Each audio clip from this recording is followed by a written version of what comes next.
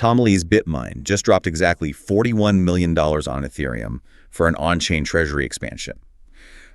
Just to provide some context here, 41 million is roughly the size of a solid Series B venture round, just dumped entirely into a single digital asset. Right. It's a massive, massive move. It is. So, okay, let's unpack this. Yeah. Because the mission for you as a capital allocator is to figure out if this treasury diversification trend is just, a fleeting copycat move or a fundamental institutional framing shift for crypto reserve assets. Yeah, and honestly, the timing of this is what makes it so critical to underwrite correctly right now. Exactly, which leads to the question every allocator is thinking without apology. Everyone knows the MicroStrategy playbook is, hoarding Bitcoin as digital gold.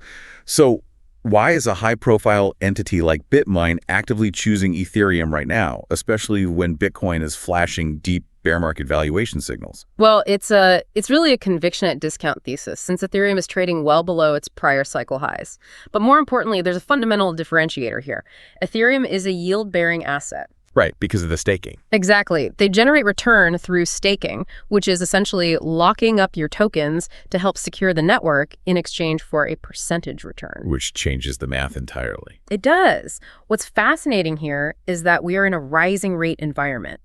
So a yield-bearing asset is fundamentally more defensible for a corporate treasury than a non-yielding one. Yeah, that makes total sense.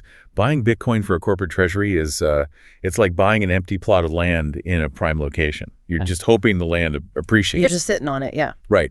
But buying Ethereum is like buying an apartment building. You still get the property appreciation, but it also generates monthly rent, which is that staking yield. That's the perfect way to look at it. And tying that apartment metaphor back to the allocators context, at $41 million, this is an early innings position, not a final allocation. Like putting up the very first building. Exactly, like a developer putting up the first building in a newly rezoned neighborhood. And you have to remember, Tom Lee's high public profile really amplifies this signal. Oh, for sure. People watch his every move. They do. So you need to watch for media-driven copycat behavior from other treasury allocators, which could, rapidly compress the available supply of Ethereum. Okay, but strongest argument against, let me steelman it, we might be catching a falling knife here. How do you answer? Because the data shows Bitcoin is reaching deep bear market valuation zones, and we have near-term liquidity headwinds like the upcoming SpaceX IPO. I mean, I'll concede the macro headwinds are very real.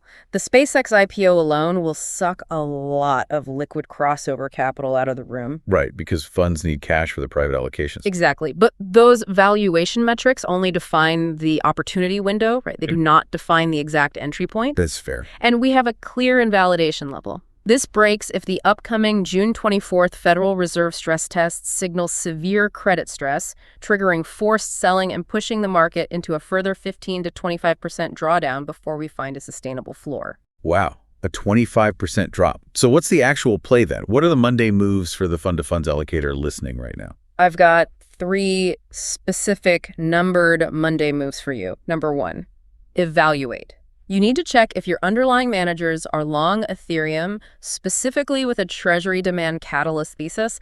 If they aren't, this is an underweighted edge. Okay, number 2. Number 2, stress test. Ahead of that June 24th Fed stress test, check your manager's drawdown tolerance. Does their mandate actually allow them to add to their positions if prices drop another 20%? Because if not, they're just forced sellers at the bottom. Right. And number 3, deploy smartly, because active trader positioning is currently flat while passive inflows rise, which perfectly mirrors the XRP ETF data from our sources. You don't want to just dump a lump sum in today. No, use dollar cost averaging or tranche deployment into your underlying managers rather than single large capital commitments right now. Okay, got it. If you remember nothing else, here's the whole thing in 3 sentences. Tom Lee's Bitmine just dropped $41 million into Ethereum for their treasury. This matters because it shifts Ethereum from a speculative trade to an institutional-grade, yield-bearing reserve asset. It is the shift from holding raw land to holding an income-producing apartment building. That's exactly it. But here's what this can't tell you yet. Whether traditional financial advisors will aggressively push this tokenized yield to their clients, or if they'll stick to the safety of stablecoins. Yeah, that's the multi-billion-dollar unknown. Yeah. The real thing we're watching is whether this conviction at discount thesis holds when the Fed's stress test results hit the tape on June 24th. That's your AION Investor briefing. Stay informed every weekday. Subscribe now and download the AION app at aionpowerhouse.com.